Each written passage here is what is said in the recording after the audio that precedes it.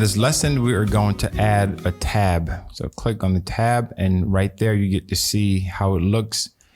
You can choose the icons for the tab. You can choose here. Let's start off with this first one here. So tab 1, start. You can choose whatever image that you want to go with it. So that's the image I'm going to put for tab 1. I can just copy this, add an alt text, add an image caption, lady smiling.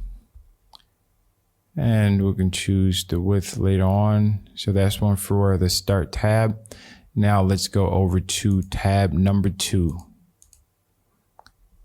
And we can lift it as tab 2. And I've added this one for tab 2. And we are going to go on to number 3, tab number 3.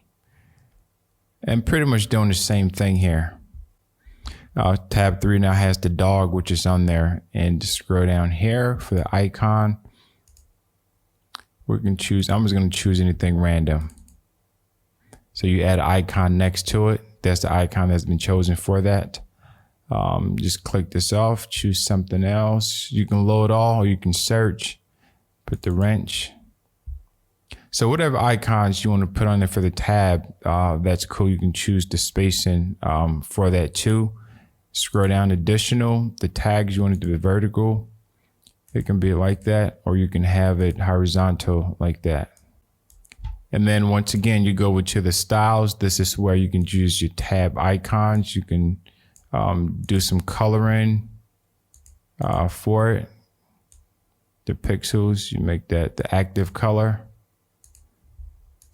Go to the title, you click around the default for the advanced.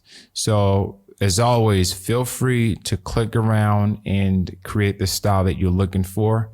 Trust me, you will not break this thing.